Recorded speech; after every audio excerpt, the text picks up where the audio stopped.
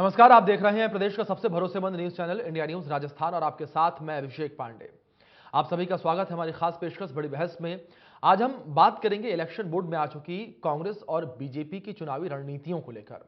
आगामी विधानसभा को लेकर कांग्रेस और बीजेपी ने पूरी ताकत से कमर कस ली है। कांग्रेस संभाग स्तरीय कांग्रेस कार्यकर्ता सम्मेलनों के जरिए कार्यकर्ताओं को एकजुट करने में लगी हुई है, तो वहीं राज्य सरकार की उपलब्धियों को जनता के बीच ले जाने की अपील की जा रही है। मुख्यमंत्री अशोक गहलोत ने आज अजमेर और भरतपुर में कांग्रेस कार्यकर्ताओं के संभाग स्तरीय सम्मेलनों में शिरकत करते हुए कार्यकर्ताओं को एकजुटता का मंत्र दिया। इस दौरान सीएम अशोक गहलोत ने केंद्र की मोदी सरकार और बीजेपी पर जमकर हमला बोला। अजमेर में कांग्रेस कार्यकर्ताओं को संबोधित करते हुए और मीडिया से बातचीत में सीएम अशोक गहलोत ने कहा कि राहुल गांधी को संसद से आउट करने पर जबरदस्त रिएक्शन है। देश किस दिशा में जा रहा है किसी को पता नहीं है। आज लोकतंत्र खतरे में है। राहुल ने अडानी का मामला उठाया, जवाब देना चाहिए, लेकिन उन लोगों ने षड्यंत्र रचा। सीएम अशोक गहलोत ने कहा कि देश में चिंताजनक हालात हैं और देश खतरनाक दौर से गुजर रहा है, जो कि सही नहीं है। उन्होंने कहा कि कांग्रेस देश में सच्चाई और न्याय की लड़ाई लड़ रही है। इस लड़ाई में देश भर के लोगों का समर्थन भी मिल रहा है। तो वहीं भरतपुर में मुख्यमंत्री अशोक गहलोत ने कहा कि कांग्रेस के हर कार्यकर्ता को संकट की घड़ी में कांग्रेस के साथ रहना चाहिए। हर किसी की राहुल गांधी और कांग्रेस के साथ रहने की भावना होनी चाहिए।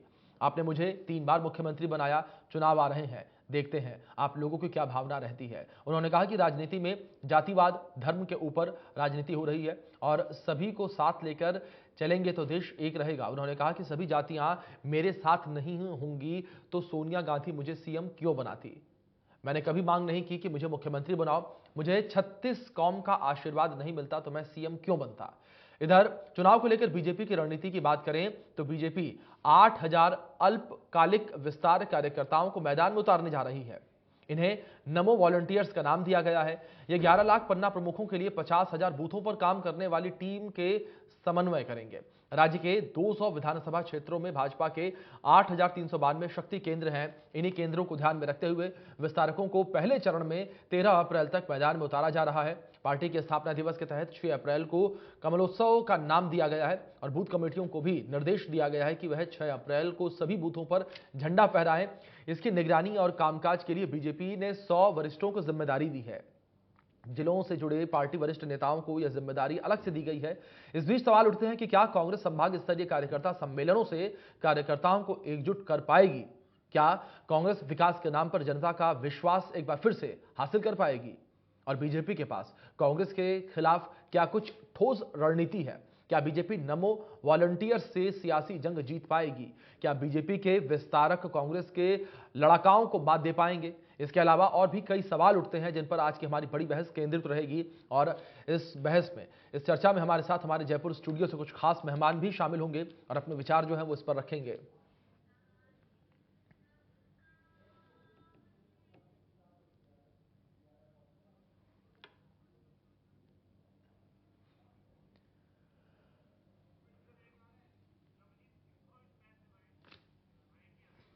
चलिए हम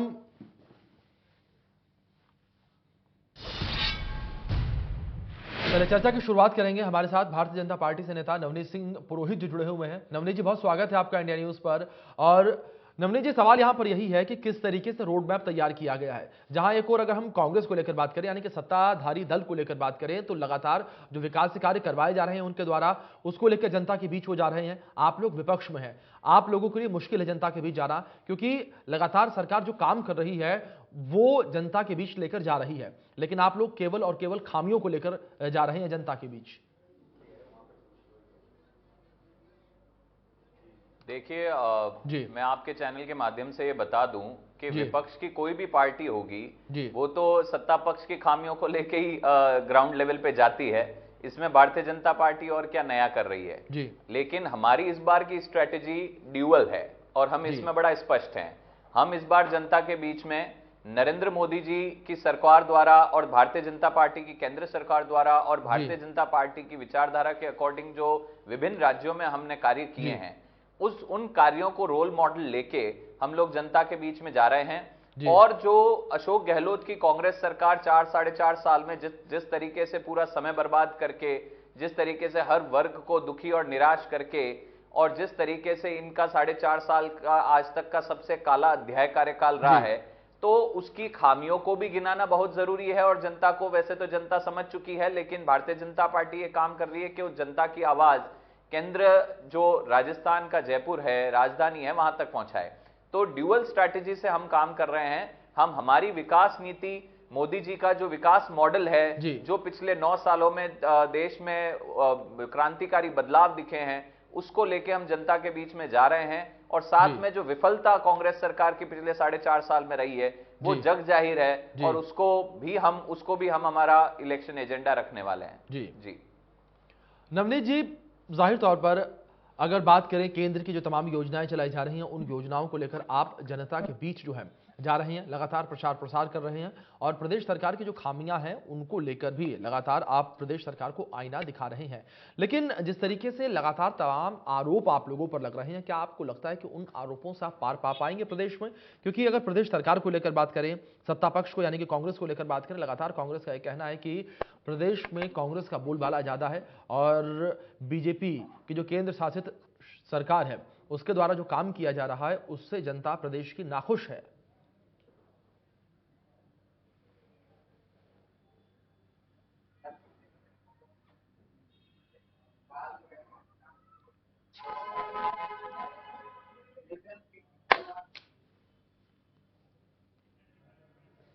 तो चलिए, लगता है कुछ तकनीकी खामी है, नवनीत जी तक आवाज हमारी नहीं पहुंच पा रही है। हम उस आवाज को दुरुस्त कर रहे हैं, लेकिन लगातार जिस तरीके से चर्चा है हमारी, आज की बड़ी बहस हमारी जिस तरीके से केंद्रित है, जहां आमने सामने दोनों दल लगातार आ चुके हैं। दोनों दलों को लेकर बात करें तो दोनों दल यानी कि कांग्रेस और बीजेपी चुनावी मूड में आ चुके हैं। सियासी जंग जो है वो तेज हो चली है प्रदेश में। लगातार तमाम कार्यक्रम जो हैं वो दोनों दलों की ओर से आयोजित किए जा रहे हैं, और प्रहार जो है वो दोनों की ओर से एक दूसरे पर जारी है।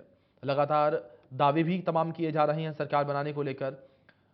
तो इस बीच किंग मेकर यानी कि जनता किस तरीके से तमाम दावों को देखती है, किस तरीके से इन दावों के आधार पर मतदान करती है आने वाले चुनाव में, वो देखना दिलचस्प होगा।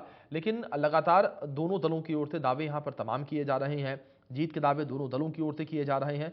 तो वहीं दूसरी ओर जहां कांग्रेस ये दावा भी कर रही है कि जो राजस्थान की प्रथा है उस प्रथा को कांग्रेस बदलेगी, यानी कि जिस तरीके से लंबे समय से हम देख रहे हैं कि सरकार जो है प्रदेश में रिपीट नहीं हुई है, यानी कि हर चुनावी साल में प्रदेश की जनता सत्ता बदल देती है, यानी कि एक टर्म में बीजेपी के हाथ सत्ता, एक टर्म में कांग्रेस के हाथ सत्ता। तो कांग्रेस का यह दावा है कि इस बार इस प्रचलन को भी कांग्रेस जो है अपने विकास के कार्यों के माध्यम से तोड़ेगी। यानी कि कांग्रेस का लगातार ये कहना है कि जिस तरीके से विकास कार्य करवाए जा रहे हैं मुख्यमंत्री अशोक गहलोत के द्वारा, और मुख्यमंत्री अशोक गहलोत की सरकार जो है वो लगातार प्रदेश में विकास कार्य कर रही है, उसको लेकर जनता एक बार फिर से कांग्रेस की सरकार प्रदेश में बनाएगी, एक बार फिर से सत्ता में कांग्रेस आती हुई नजर आएगी। लेकिन वहीं अगर इन दावों को लेकर बात करें तो बीजेपी लगातार ये कह रही है कि ये दावे खोखले हैं।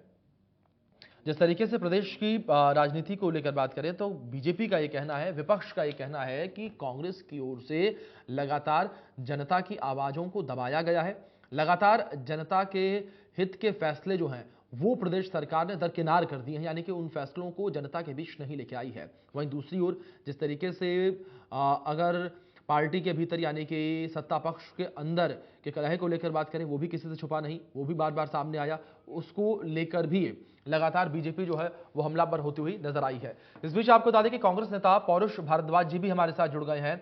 और पौरुष जी, बहुत स्वागत है आपका। सवाल मैं आपसे ही लेना चाहूंगा। पौरुष जी, जिस तरीके से यहां पर दोनों दलों को लेकर कहा जा रहा है कि चुनावी मूड में दोनों दल आ चुके हैं, किस तरीके से आप लोगों ने रोड मैप जो है तैयार किया है आगामी चुनाव के लिए? सर देखिए, जैसा कि आपने कहा कि निश्चित तौर पे चुनावी वर्ष है, और चूंकि हम और भारतीय जनता पार्टी या अन्य भी कोई दल जो चुनाव लड़ना चाहे, हम लोग निश्चित तौर पे राजनीतिक दल हैं, तो हमें हमारी तैयारियां भी शुरू करनी है। और असल में तैयारी की असली जरूरत तो भारतीय जनता जी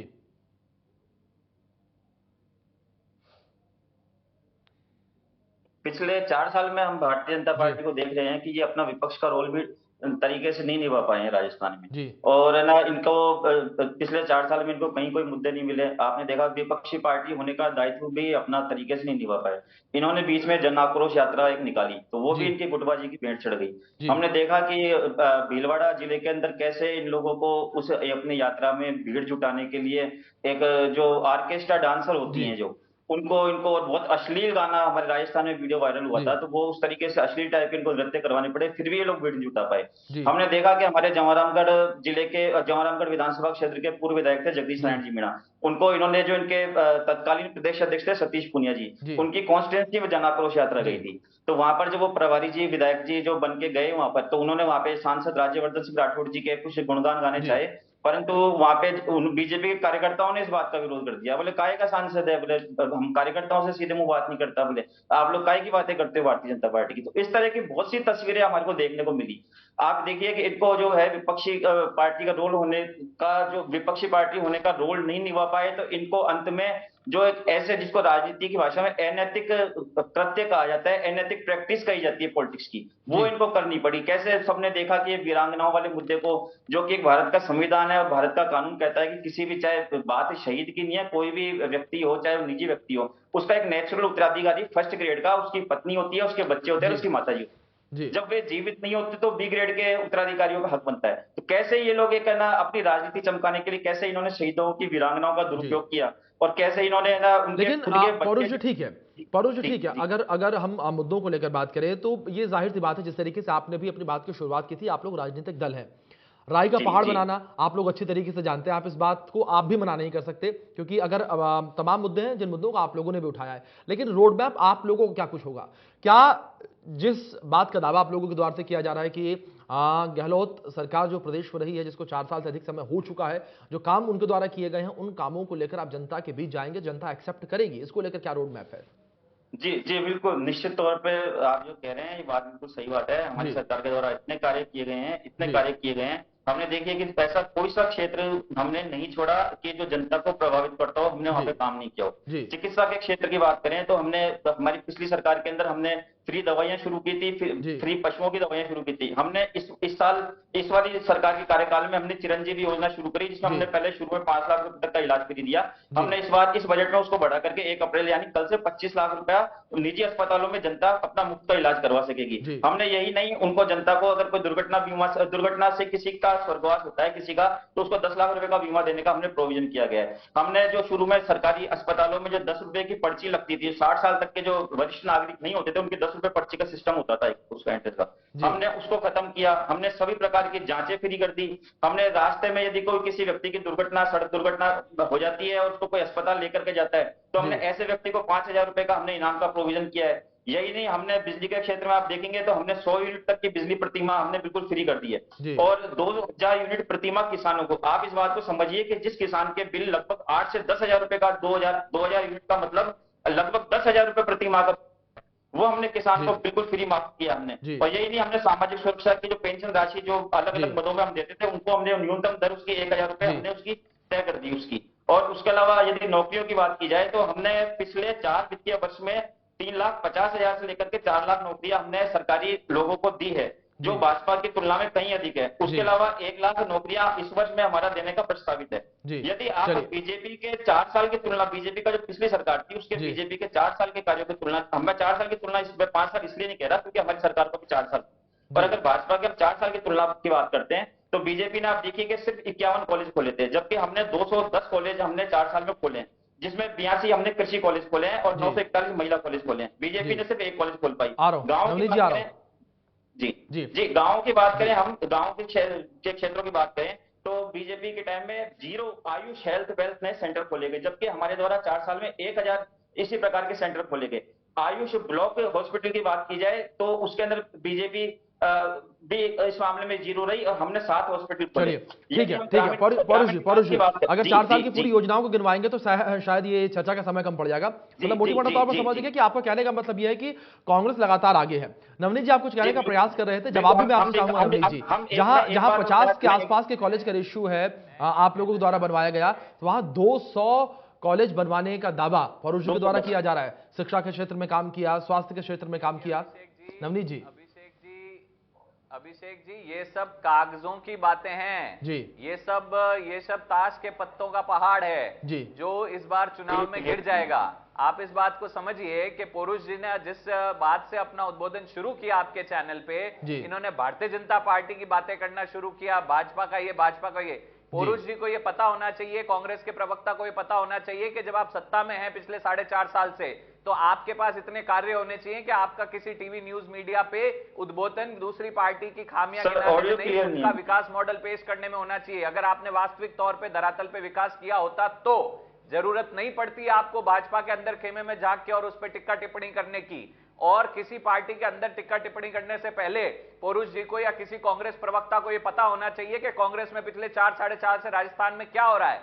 इतनी दुर्गति हो गई थी कि बातें दिल्ली तक पहुंच गई। सचिन पायलट जी और अशोक गहलोत जी लड़ते लड़ते दिल्ली के द्वार खटखटाने पड़े। 4.5 साल इनकी जनता, इनकी सरकार ने अगर राजस्थान में कुछ किया है तो मात्र अपनी सरकार को बचाने का मैनेजमेंट, विधायकों को इधर से उधर मैनेज करना, अशोक गहलोत जी का जो सत्ता मोह है और जो उनका पुत्र मोह है, जिसके चक्कर में वो ये सोच रहे हैं कि मैं तो रिटायर हो जाऊं, मेरे पुत्र को मेरी गादी देता हुआ जाऊं और सचिन पायलट जैसा कोई नेता आगे ना आ पाए। राजस्थान की जनता ने 4.5 साल इनसे सिर्फ यही अनुभव किया है।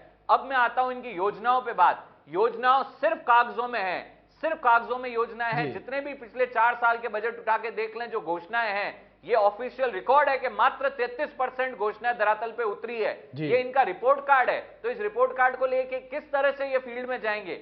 नहीं जा सकते। इसीलिए आनन फानन में आके आखिरी साल में जब चुनाव 6-7 महीने दूर रह गया है, ये इस तरीके की घोषणा कर रहे हैं जो फिर ये धरातल पे नहीं उतार पाएंगे। इन्होंने 19 जिलों की घोषणाएं करी। कोई इनसे पूछे कि 19 जिलों का बजटरी एलोकेशन आपके पास है? नहीं है।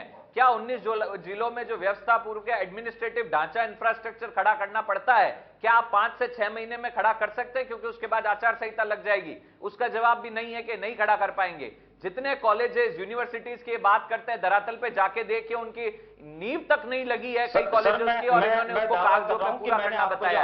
युवाओं की ये बात करते हैं तो रोजगार की ये बात करते हैं, युवाओं के साथ छलावा किया है। 3.5 लाख नौकरियों का इन्होंने आश्वासन दिया था और उसके बदले युवाओं को मिला क्या? पेपर आउट, पेपर लीक, सारी वैकेंसीज के पेपर लीक हुए हैं। एक भी ढंग की वैकेंसी का एग्जीक्यूशन या नियुक्तियां नहीं हुई है। किसानों की ये बात करते हैं तो इनको पता होना चाहिए कि किसानों के साथ तो सबसे बड़ा धोखा और आघात इस कांग्रेस सरकार ने किया है, जो आई इस वादे के साथ थी कि किसानों का कर्जा माफ करेगी और किसानों का 1 रुपया कर्जा माफ नहीं हुआ और उस चक्कर में सैकड़ों किसानों को आत्महत्या इस राजस्थान प्रदेश में करनी पड़ी। बिजली माफी की ये बात करते हैं तो हमारे यहाँ एक जुमला चलता है राजस्थान में कि बिजली आएगी तो माफ होगी, बिल आएगा, कब आएगा बिल? जब बिजली आएगी। राजस्थान में बिजली की आपूर्ति नहीं हो रही, बिजली लोगों के घरों में आई नहीं रही, तो क्या ये बिजली माफ करेंगे? महिलाओं की ये बात करें तो महिला सुरक्षित नहीं है, बहन बेटियां सुरक्षित इस प्रदेश में नहीं रही है। जो राजस्थान पीस, हार्मनी और शांति के लिए पूरे देश में जाना जाता था, जहां अतिथि देवो भव करके हम टूरिस्ट को वेलकम करते थे, वह टूरिस्ट का फिगर डाउन हो गया क्योंकि लॉ एंड ऑर्डर सिचुएशन चरमरा चुकी है राजस्थान में अशोक गहलोत सरकार में। और ये सब क्यों हुआ है? क्योंकि अशोक गहलोत नवनीत जी, जिस तरीके से आरोप आपके द्वारा लगाए जा रहे हैं, इन आरोपों पर जवाब भली बाकी देखा है। और आने दीजिए चुनाव 150 सीट की वादा करने वाले लोग। ठीक है, मैं कहता हूं ठीक है। नवनीत जी, ये धरातल पे चुनाव आने वाला है। नवनीत जी, एक बार पौरुष जी जवाब ले लेते हैं, दोबारा आता हूं मैं आपका। पौरुष जी, यहां पर बड़ा सवाल यह है, जिस तरीके से आपने 200 कॉलेजों का जिक्र किया, 80 कृषि कॉलेजों का जिक्र किया कि यानी कि करीब करीब जो आपका कॉलेजों का आंकड़ा है वो 300 के आसपास पहुंच गया।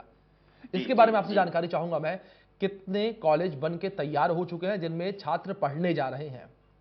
सर देखिए, ये भारतीय जनता पार्टी का की शुरू से पॉलिसी रही है। जब से भारतीय जनता पार्टी राजस्थान के पटल पे आई है, इनके पास एक खुद की उपलब्धियों के लिए कुछ नहीं होता है, सिर्फ सामने वाले पे झूठा आरोप लगाते हैं। चलिए ठीक है, मैं इनसे ये बात को कहना चाहूंगा कि जैसा कि इन्होंने कॉलेज की बात कही, मैं कहूंगा कि भारतीय जनता पार्टी के हमारे मित्रों का होमवर्क नवनीत जी क्या कुछ कह रहे हैं? ठीक है पौरुष जी, नवनीत जी क्या कुछ कह रहे हैं? विपक्ष में है, उनका काम है कि सवाल या निशान आप पर खड़े करें, लेकिन मेरे सवाल का जवाब दीजिए पहले आप कि करीब करीब 280 कॉलेजों का जिक्र किया आपने, यानी कि आंकड़ा करीब करीब 300 के आसपास पहुंचता है। इसमें से कितने कॉलेज बन के तैयार हैं जिनमें छात्र पढ़ने जा रहे हैं?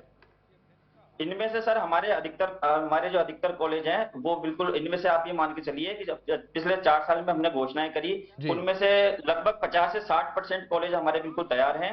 बाकी के जो कुछ कॉलेजेस हैं किसी की बिल्डिंग का है, किसी का क्या है, पर लगभग सब चीजें जो 4 साल में हमारी घोषणाएं हुई वो 5 साल में जब हम जनता के पास वोट मांगने जाएंगे सबसे पहले तैयार हो जाएंगे। इस बात का मैं वादा देना चाहूंगा। और दूसरी बात, हमारे भारतीय जनता पार्टी नवनीत जी कह रहे हैं कि आंकड़े झूठे हैं ये। नहीं, सब इनके आंकड़े कहने से क्या होता है, इन्होंने तो अभी बैंक वाली बात कही, तो बैंक वाली बात के लिए मैं इनको कहना चाहूंगा, इन्होंने कहा कि हमने कर्जा माफ नहीं किया किसानों का। मैं वापस इस बात को कहना चाहूंगा कि हमारे भारतीय जनता पार्टी के मित्रों को होमवर्क करने की बहुत जरूरत है, और अगर इनका होमवर्क मजबूत है तो मैं बड़े खेद के साथ इस बात को कहना पड़ता है कि इनको जनता के सामने झूठ और सिर्फ और झूठ बोलते हैं। इन्होंने जो बात किसानों के कर्जे की बात कही, मैं इस बात को कहना चाहूंगा कि जो राजस्थान के सहकारी बैंक के कर्जे थे वो हमारे द्वारा 99.99% माफ कर दिए गए हैं। नवनीत जी आ रहा हूँ, सुन लेते हैं, किसानों के सुनिए, मैं एक मिनट, अपनी बात कंप्लीट करें। ठीक है, अपनी बात कंप्लीट करें आप। जी, किसानों के कर्जे की बात जहां तक है, किसानों के कर्जे सिर्फ वही बाकी हैं जो राष्ट्रीयकृत बैंकों के हैं। राष्ट्रीयकृत बैंकें जो होती है वो केंद्र सरकार के अंतर्गत आती है। हमने राष्ट्रीयकृत बैंकों को हमने कई बार पत्र लिखा, माननीय मुख्यमंत्री जी ने पत्र लिखा, और जो हमारे मंत्रालय है, संबंधित मंत्रालय, उन्होंने पत्र लिखा कि आप हमारे को उन किसानों की सूची भेजिए ताकि हम आपके लोन्स को माफ कर पाएं। बड़े दुख का विषय है कि जब इनको अडानी के, अंबानी के, बड़े बड़े घरानों के जब कर्जे माफ करने होते हैं तब ये 1 मिनट में उनको राइट ऑफ कर देते हैं, पर जब देश के आम किसान का, आम गरीब का कर्जा माफ करने की बात आती है तो जबकि यह पहल केंद्र सरकार द्वारा की जानी चाहिए थी। जब आप हजारों लाखों करोड़ रुपए जो बड़े बड़े उद्योगपतियों के आप माफ कर सकते हैं, आप लोग भाग जाते हैं आपके हजारों करोड़ रुपए लेकर के, तो ये काम आपको करना चाहिए। और हम राजस्थान सरकार जब आपके केंद्रीय में आपके जो नेशनलाइज बैंक है, हम उनसे सूची मांगते हैं कि दीजिए, तो आप हमें हमारी सूची रोकते हैं राजनीति के। लेकिन देखिए पौरुष जी देखिए, जिस बात का आपने जिक्र किया ना, फिर अगर इस पर हम लोग कुछ कहते हैं, अगर पत्रकार कुछ कहते हैं, फिर आप लोग मीडिया पर भी सवाल निशान खड़े करने लगते हैं। अगर मैं जिस बात का जिक्र किया आपने, जिन भागने वाले लोगों का जिक्र किया, अगर इसके मैं तह तक जाऊं तो किसकी सरकार का जिक्र होगा? आप लोगों की सरकार का जिक्र होगा। केंद्र में आप लोगों की सरकार थी, कर्ज किसने दिया? कर्ज किसकी सरकार में मिला? फिर बात देखिए पौरुष जी, बात प्रदेश के विकास को लेकर हो रही है, उस पर हम चर्चा केंद्रित रखते हैं। अगर अन्य मुद्दों पर जाएंगे तो ये चर्चा भटकने लगेगी। जी देखिए, वही वाली बात है जिस तरीके से मैंने जिक्र किया कि अगर हम कर्ज को लेकर बात करें, कर्ज आप लोगों की सरकार से मिले, यहां तक कि किस तरीके से राहुल गांधी के साथ तस्वीरें सामने आई, खुद माननीय मुख्यमंत्री अशोक गहलोत जी के साथ तस्वीरें सामने आई हैं। नहीं, वो भी तस्वीरें हैं, मैं उनको भी मानता हूं कि तस्वीरें वो भी हैं, लेकिन तस्वीरें तो ये भी है ना जो कांग्रेस नेताओं के साथ है। पौरुष जी, तस्वीरें तो वो भी है जो कांग्रेस नेताओं के साथ है। केवल एक सिक्के के एक पहलू को ना देखें। नवनीत जी जी, मैं ये कहना चाहता हूं कि आप बार बार पौरुष जी को कह रहे हैं कि अपने विकास गिनाइए, विकास गिना नहीं सकते, मजबूरी है इनकी, और आप भी इनकी दुखती रख पे हाथ रख रहे हैं, दुखती नस पे, क्योंकि विकास का मॉडल है ही नहीं। दूसरी बात ये कहते हैं कि 50-60% के जो भी आंकड़े दे रहे हैं ये झूठे हैं। चलिए नवनीत जी, ये 50-60% जो मेडिकल कॉलेजेस का आंकड़ा कर रहे हैं। अभिषेक जी, आपको एक छोटा सा उदाहरण देता हूं। आपको पता होगा अभी राइट टू हेल्थ बिल का भी बहुत प्रोटेस्ट राजस्थान में चल रहा है। ये राइट टू हेल्थ बिल के थ्रू अशोक गहलोत जी क्या कर रहे हैं? अशोक गहलोत जी एस्केप कर रहे हैं अपनी ड्यूटीज को, क्योंकि हमारे राजस्थान की पिछले 4.5 साल में मेडिकल व्यवस्थाएं, सरकारी हॉस्पिटल, CHUs, ये सब ऑलमोस्ट ठप जैसी स्थिति में, इनके पास स्टाफ नहीं है, मेडिकल डॉक्टर्स नहीं है। इसलिए अब इन्होंने इधर चिरंजीवी लागू करने का ऐलान कर दिया। चिरंजीवी में पेशेंट पहुंचता है कुछ हॉस्पिटल्स में या सरकारी हॉस्पिटल में कोई व्यक्ति जाता है तो उसको इलाज इसलिए नहीं मिल पाता क्योंकि वैकेंसीज ड्यू हैं आज तक। ये जो कांग्रेसी प्रवक्ता यहाँ इतनी बड़ी बड़ी बातें कर रहे हैं, मुझे तो एक और फिगर देते हैं कि बिल्कुल नियुक्तियां नहीं हुई है। ये झूठे छलावी चीजें बंद हो चुकी है, जनता आपको जान चुकी है। दूसरी बात, मैं एक बात और बोल देता हूं, कोई भी घोषणा अगर कोई करता है, अगर हमारे नरेंद्र मोदी जी प्रधानमंत्री कोई घोषणा करते हैं तो घोषणा करने से पहले उसका रोड मैप, उसका बजट एलोकेशन, उसके साधन तैयार होने चाहिए। अशोक गहलोत जी का एक परिपाटी राजस्थान में पॉपुलर हो गई है आजकल। ये घोषणा कर देते हैं, उसके बाद ये कोई ना कोई ठीकरा जो है वो ब्लेम दे देते हैं नरेंद्र मोदी जी पे। जनता बार बार इनसे ये सवाल करती है कि हमने आपको मुख्यमंत्री चुना है, हमने किसी और को नहीं चुना है। अगर आपके पास उसके प्रोविजंस नहीं थे तो आपने ऐसी घोषणाएं करी क्यों? अभी लेटेस्ट में इन्होंने OPS की घोषणा तो राजस्थान में कर दी, लेकिन अब OPS को भी ये लागू नहीं कर पाए। उसके लिए पहले NPS का मेरा टर्न है। पुरुष जी, मेरी आप सुनने की भी क्षमता रखिए। अब जब इतनी देर आपने बोला है, आपने OPS की घोषणा करी, अब आपने सारी वाहवाही बटोरने के लिए घोषणा तो कर दी जैसे आप हर साल करते हैं, और अब आपने एनपीएस का पैसा लेने के लिए केंद्र के ऊपर ब्लेम डाल दिया। अब आप रोज अखबारबाजी करके कहते हैं केंद्र पैसा नहीं दे रहा, यानी ओपीएस की योजना भी आपकी ठप। इस तरीके से आप जो भी योजना अगर अनाउंस करते हैं, तो अगर आपके पास उसके सेल्फ प्रोविजंस नहीं होते हैं, तो उन घोषणाओं को आपको अनाउंस ही नहीं करना चाहिए। लेकिन मुद्दा इतना सा है कि आपकी सारी घोषणाएं चुनावी साल में आती है। ओपीएस को उठाया, ठीक है नवनीत जी, अगर ओपीएस का जिक्र किया है, पौरुष जी से सवाल करूंगा मैं यहाँ पर। पौरुष जी, जिस तरीके से ओपीएस को लेकर लगातार आप लोगों की ओर से प्रचार प्रसार किया जा रहा है, लगातार अगर हिमाचल प्रदेश को लेकर बात करें, आप लोगों की सरकार बनी है, और अगर चुनावी रैलियों को लेकर बात करें, तमाम शीर्ष नेताओं ने ओपीएस का जिक्र किया है। आप लोग अभी भी प्रदेश में जिक्र कर रहे हैं, और छत्तीसगढ़ को लेकर बात करें, वहां आपकी सरकार है, वहां जिक्र किया जा रहा है, और जो तमाम चुनावी राज्य है वहां पर भी ओपीएस का जिक्र किया जा रहा है, और लगातार केंद्र सरकार से आप इसकी मांग भी कर रहे हैं।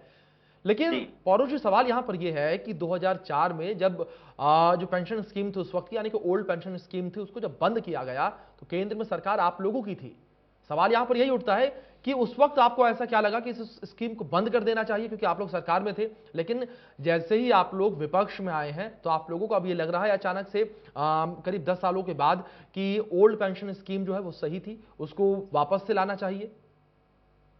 नहीं सर, देखिए उस समय की सरकार की क्या परिस्थितियां रही होगी उसके बारे में बात नहीं करना चाहूंगा, पर जैसा कि हमारे भारतीय जनता पार्टी के हमारे छोटे भाई है, हमारे मित्र हैं, ये अभी कह रहे थे कि हम लोग हर बात में केंद्र का मुंह देखते हैं। पौरुष जी, तो बचने वाली बात बिल्कुल गलत। सुनिए, पौरुष जी माफ करिएगा, मुझे टोकना पड़ रहा है, माफ करिएगा मुझे टोकना पड़ रहा है, ये बचने वाली बात हो गई। आपने कहा कि उस समय की परिस्थितियों पर मैं टिप्पणी नहीं करूंगा, तो पौरुष जी बात तो यही हो गई ना, जो अभी की परिस्थिति है उस पर कैसे टिप्पणी कर सकते हैं आप? क्योंकि इस टाइम जो सर्कमस्टेंसेस हैं पौरुष जी, जिस तरीके से महामारी से होकर देश गुजरा है, वैश्विक महामारी देखने को मिली, और अगर हम पूरे देश, माफ कीजिएगा पूरा देश बोल रहा हूं मैं, पूरे वर्ल्ड की इकोनॉमी को लेकर बात करें, वो गिरी हुई, उसके बावजूद भी भारत की इकोनॉमी किस तरीके से, किस रफ्तार से आगे बढ़ रही है, उसको भी तो देखें आप। नहीं सर, उस भारत की इकोनॉमी आगे बढ़ रही है, लेकिन भारत की इकोनॉमी का आगे बढ़ने में इंफ्रास्ट्रक्चर किसने डेवलप किया, इस बात की तो बात करें आप। क्या अब किसी भी कोई बिल्डिंग बनकर तैयार हो गई और बिल्डिंग बिल्कुल चमक रही है, तो क्या उसको आप जो जिसने चमकाया, जिसने पॉलिश किया, सिर्फ उसी को श्रेय दिया जाएगा? क्या नींव डालने वाले का श्रेय नहीं आएगा उसके अंदर? क्या उस बिल्डिंग को बनाने वाले का बात यही है, बात यही है, इसीलिए मैंने कहा ना, इसीलिए मैंने कहा क्या उसकी बिल्डिंग की लाइटिंग किसने करी, उसका श्रेय नहीं आएगा? एक आदमी आता है, लास्ट में उसकी लीपापोती करता है, ऊपर कलर कर देता है और लाइटें चमकाता है, मैंने इसको चमका दिया। क्या ये समझने की बातें हैं? और रही बात, इन्होंने उसकी बात को कह रहे हैं कि हमारी सर बात अभी आपकी जो डिबेट चल रही है वो राजस्थान के मुद्दे पे चल रही है। मैं आपसे इस बात को निवेदन ये करना चाहूंगा कि इन्होंने अभी जो कहा कि हमारे द्वारा जो स्कीमें जो लागू की गई उन पे हम केंद्र के ऊपर उस बात का ठीकरा फोड़ रहे हैं। केंद्र पे हमने किसी बात का ठीकरा नहीं फोड़ा। हमने जो किसानों के जो ऋण माफ करने की बात की, उसके अंदर भी मैंने आपसे कहा कि जो सहकारी बैंक जो हमारे राजस्थान सरकार के अंतर्गत आते हैं, उनके हमने 99.99% कर्जे माफ कर दिए गए। और मैं ये बात बड़ी जिम्मेदारी से बोलता हूं, मैं आपके से निवेदन करता हूं कि आप वापस इस विषय पे डिबेट रखिए, और हमारे छोटे भाई प्रवक्ता जो बीजेपी के, इनको वापस बुलाइए। मैं इसे कहूंगा कि आप आंकड़े लेकर के आए। अब जो पेज फंसा पड़ा है वो सिर्फ नेशनल बैंक से हम पैसे नहीं मांग रहे, हम मोदी जी को ये नहीं कह रहे कि आप हमें पैसे दीजिए, हमें स्कीम पूरी करनी है। हम मोदी जी से सिर्फ ये कह रहे हैं कि नेशनलाइज बैंकों से जिन किसानों ने कर्जा लिया है उनकी लिस्ट आप हमें सौंपिए ताकि हम उनके कर्जे माफ कर सके। तो क्या लिस्ट मांगना गुनाह हो गया?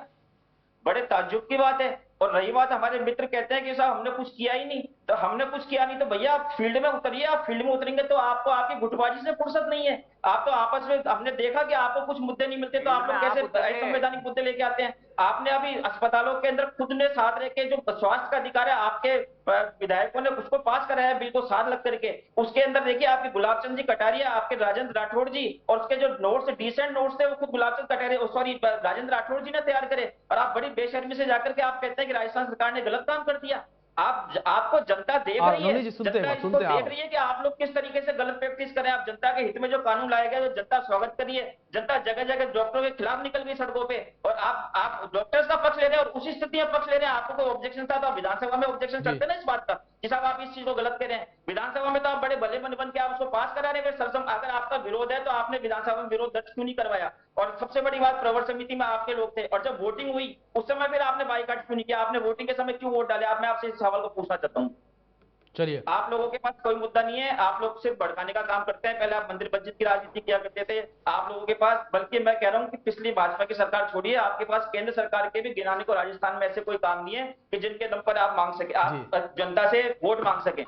आपकी राजस्थान में स्थिति यह है कि आप गुटबाजी से बिल्कुल गिरे पड़े हैं। आखिरी में जाकर के सीपी जोशी जी को, क्योंकि ब्राह्मण पंचायत हुई, चलिए ठीक है पौरुष जी, ठीक है पौरुष एक बार नवनीत जी को सुन लेते हैं। ठीक है ठीक है पौरुष जी, जो गुटबाजी का जिक्र किया आपने, नवनीत जी को सुन लेते हैं। नवनीत जी, आप भी कुछ कहने का प्रयास कर रहे थे, जवाब आपसे लूंगा, लेकिन गुटबाजी वाली बात भी मैं आपसे करना चाहूंगा।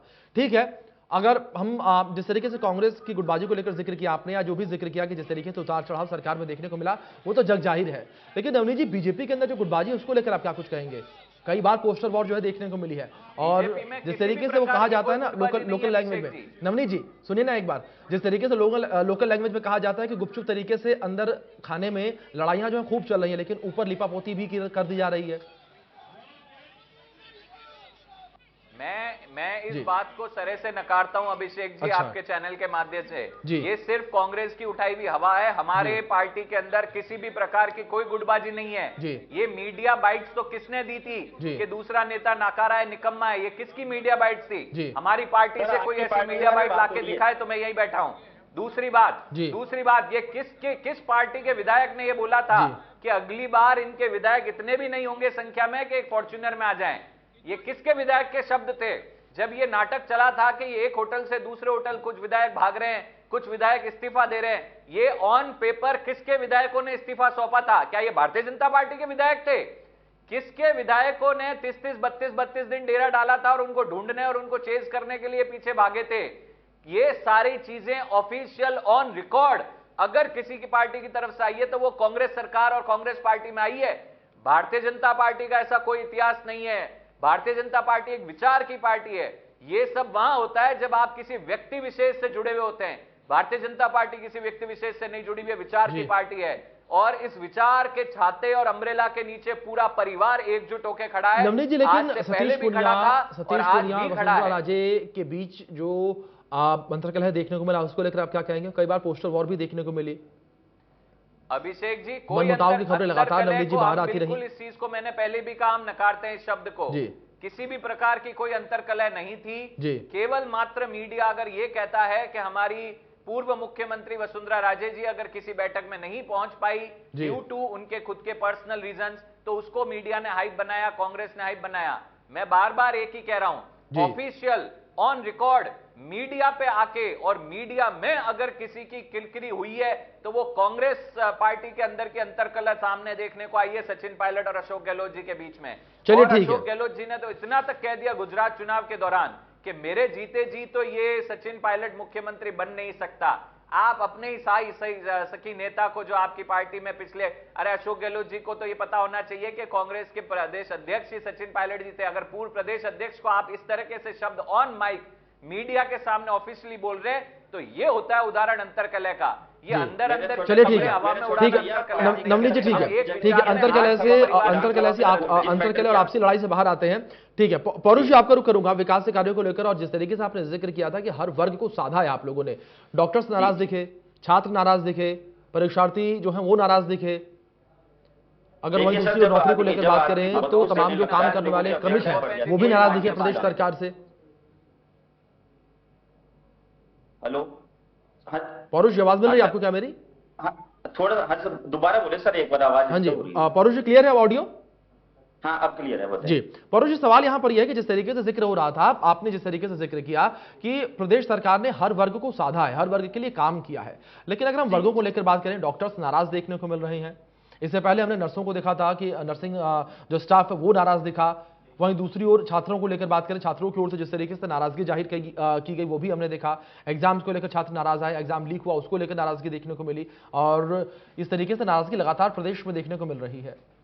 देखिए सर, निश्चित तौर पे आप जो बात कह रहे हैं कि जब मैं आपसे निवेदन ये करना चाहूंगा कि जब कोई बड़ा कार्य कोई कुछ होता है तो उसमें कुछ कमियां भी रहती है, उन कमियों में सुधार भी होते हैं।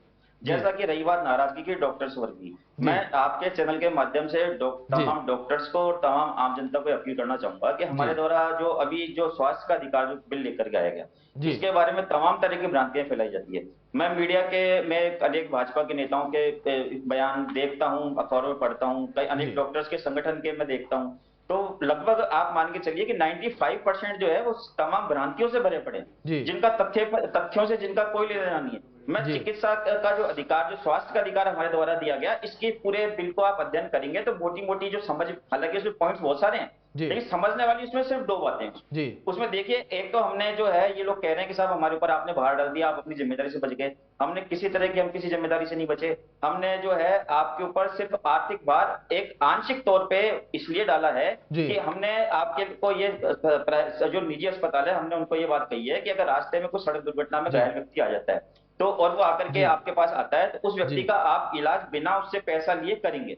अगर वो उसके परिजन आ जाते हैं उसके पास में और उसके परिजन उसका बिल दे देते हैं तो कोई दिक्कत ही नहीं है कुछ भी। अगर वो नहीं देते हैं तो उसका बिल आप हमारे नाम बनाइए, उसका भुगतान हम यानी राजस्थान सरकार हम उस बिल का भुगतान करेंगे। नंबर 1 बात, सिर्फ आर्थिक भार, वो भी सिर्फ कुछ दिनों के लिए कि आप उसका इमरजेंसी में आए हुए मरीज का इलाज करें। तो आप देखिए, तो मानवता का भी काम है, ये तो एक चिकित्सीय धर्म है सर। ये तो एक चिकित्सा के पेशे का धर्म है कि अगर कोई आपातकाल में कोई आदमी मरने जा रहा है आपके सामने, तो हम तो राजस्थान सरकार तो आपको आर्थिक संबल दे रहे हैं, पीछे आपको सारे साधन दे रहे हैं, आपको उसकी पूरा आपका जो बिल होगा वो हम दे रहे हैं आपको।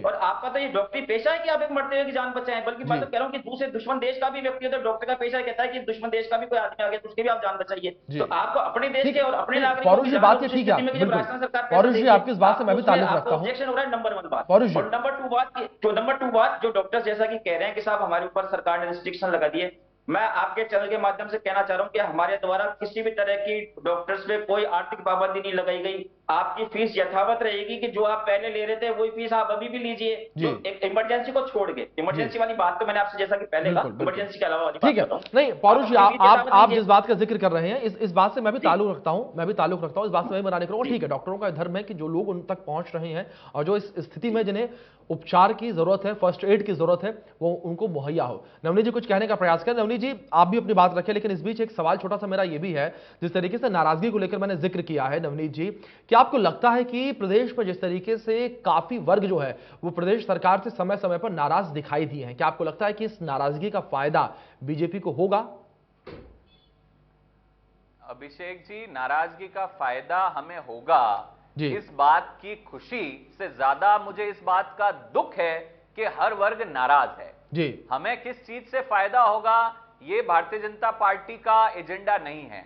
हमें नहीं, हितों की बात तो नवनीत जी होती है, जनता की पार्टी है, नवनीत जी हितों की बात तो होती ही है ना, हित साधने का प्रयास तो हर दल करता है, इसमें कोई मुझे लगता है बुराई भी नहीं है। अब नहीं, बुराई नहीं है जी, लेकिन हमारा सोल एजेंडा केवल चुनाव जीतना नहीं है अभिषेक जी। जैसा कि माननीय प्रधानमंत्री नरेंद्र मोदी जी ने अपनी अभी लेटेस्ट उद्बोधन में भी कहा कि भारतीय जनता पार्टी सिर्फ चुनाव जीतने वाली पार्टी नहीं है, ये कार्यकर्ताओं के साथ मिलकर जनता की हितैषी योजनाओं को लागू करके विकास मॉडल की पार्टी है। तो हमारे लिए उससे क्या फायदा होगा, इससे ज्यादा दुखद है कि राजस्थान की जनता को रोडों पे आना पड़ रहा है। और एक बात और मैं बता दूं, आपको ध्यान होना चाहिए कि कांग्रेस सरकार अगर वास्तविक तौर पे कोई चला रहा है राजस्थान में, तो मुझे लगता है वो अशोक गहलोत जी नहीं, वो राजस्थान पुलिस चला रही है। ये राजस्थान पुलिस है सड़कों पे, जो आए दिन कभी किसी ना किसी आंदोलन को अपनी लाठियों से, अपनी वाटर कैनन से, अपनी इल्लीगल फोर्स से क्रश करने की कोशिश कर रही है। कभी युवा रोड पे होते हैं, कभी वीरंगानाएं रोड पे होती हैं, कभी डॉक्टर, कभी नर्स, कभी किसान, आए दिन यहाँ पे सड़कों पे आंदोलन हो रहे हैं। ठीक है, और एक नवनीत जी गहलोत जी करते हैं, वो करते हैं अपनी पुलिस को आगे करने का। ठीक है, आरोप प्रत्यारोप का दौर तो लगातार जारी रहेगा। जितनी देर की चर्चा रहेगी, जाहिर तौर पर आप विपक्ष में है, आरोप लगाएंगे, पौरुष जी पक्ष में है तो लगातार उपलब्धियां गिनवाएंगे। समय कम है थोड़ा, पौरुष जी पहले आपसे शुरुआत, चर्चा का अंतिम ये पड़ाव है, 1 मिनट का समय, किस तरीके से रोड मैप है, किस तरीके से फ्लैगशिप योजनाओं को लेकर जनता के बीच जाएंगे, किस प्रकार से जनता आपको वोट करेगी? सर देखिए, निश्चित तौर पे हम लोग जो है, हमारी जो राजनीति कांग्रेस पार्टी की रही है वो सदा सकारात्मक रूप से रही है। हमने कभी भी विपक्षियों पे आरोप लगा करके सत्ता हासिल नहीं की। हमने सदा हमारी उपलब्धियों के आधार पे सत्ता हासिल करने की कोशिश की है, और जैसा कि हम इस बार भी वही करेंगे। इस बार हमने हमारे, जैसा कि मैंने आपको शुरू में गिनाया कि हमारे द्वारा जो पिछले 4 साल में के बजटों में जो काम किए गए हैं, और मैंने जैसा कि इस बात को कहा कि हमारे द्वारा अधिकतर कार्य जो पिछले 4 साल में घोषणा की गई थी वे लगभग धरातल पर आ चुकी है, और कुछ जो है वो चुनाव से पहले आ जाएगी। तो हम हमारे 4 साल में, 4.5 साल में किए गए कार्य हमारे पास इतने ज्यादा हैं कि हम सिर्फ उनको गिना करके जनता को उन तक पहुंचा करके ही हमारे को को इस बात की पूरी आशा है कि जनता हमें वापस सत्ता सौंप करके अपनी सेवा करने का पुनः 5 साल का अवसर भी देगी। और बीजेपी का जो भ्रम, जो बीजेपी ने जो पिछले 5 साल में भ्रम फैलाया और जो इन्होंने गंदी पॉलिटिक्स करी, वीरांगनाओं के ऊपर इन्होंने पॉलिटिक्स करी, चिकित्सा के ऊपर इन्होंने पॉलिटिक्स करी, आज देखिए जो जयपुर की जो हड़ताल है, आज मतलब पौरुष जी, कुल मिलाकर बात यहाँ पर यह है कि कांग्रेस अपने विकास के दम पर, विकास कार्यों के दम पर जनता के बीच जाएगी। नवनीत जी, आप लोगों के पास क्या कुछ रोड मैप है, और जिस तरीके से लगातार तमाम तैयारियां की जा रही हैं, वॉलंटियर्स जो हैं वो नियुक्त किए जा रहे हैं, पन्ना प्रमुख नियुक्त किए जा रहे हैं, किस तरीके से रोड मैप, किस तरीके से जनता के बीच जाएंगे, किन आधारों पर जनता आपके पक्ष में आएगी? देखिए, भारतीय जनता पार्टी का रोड मैप बड़ा ही क्लियर है जी। एक तो हमारा संगठन परिपूर्ण तरीके से सुदृढ़ है, स्ट्रांग है बॉटम लेवल तक, चाहे आप वो पन्ना प्रमुख की बात करें, हमारे शक्ति केंद्रों की बात करें, बूथ लेवल तक का कार्यकर्ता, सब लोग स्ट्रांग और पॉजिटिव हैं और संगठन की संरचना भारतीय जनता पार्टी में पूरी बॉटम लेवल तक हो चुकी है। ये हो गई एक बात।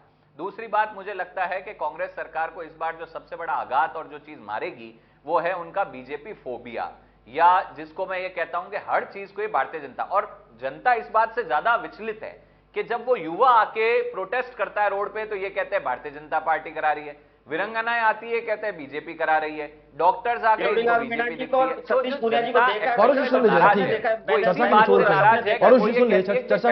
हमें दुखी किया, हमें कोई जनता इसी बात से दुखी है कि आपने झूठे आश्वासन किए, वो धरातल पे उतरे नहीं हमारे। मतलब नवनीत जी, कुल मिलाकर ये समझा जाए कि जिस तरीके से लगातार प्रदेश सरकार की ओर से तमाम काम किए जा रहे हैं, जो तमाम गलतियां हैं, उन गलतियों को लेकर आप जनता के बीच जाएंगे, उनको बताएंगे किस तरीके से प्रदेश सरकार लगातार सारी विफलताओं को लेके जनता के बीच जाएंगे। पौरुष जी, नवनीत जी, आप दोनों मेहमानों का बहुत शुक्रिया, आप चर्चा में शामिल हुए और आपने अपना कीमती वक्त इंडिया न्यूज राजस्थान को दिया। ये सिर्फ हमारी कथित विफलताओं के दम पर सत्ता में आना चाह रहे हैं। इनके केंद्र में इनके सरकार है, इनके पास वहां के लिए भी कोई मुद्दे नहीं है जो राजस्थान में गिना सके और उनके आधार में वोट प्राप्त कर सकें। चलिए ठीक है पौरुष जी, नवनीत जी, आप दोनों लोगों का बहुत शुक्रिया, आप चर्चा में शामिल हुए, अपना कीमती वक्त आपने इंडिया न्यूज राजस्थान को दिया है। और वहीं इस बीच जिस तरीके से लगातार तमाम प्रयास यहां पर सत्ता पक्ष और विपक्ष की ओर से किए जा रहे हैं, देखना दिलचस्प यहां पर यह होगा कि जनता किस दल को हाथों हाथ लेती है। फिलहाल बड़ी बहस में इतना ही, बने रहे इंडिया न्यूज के साथ, धन्यवाद।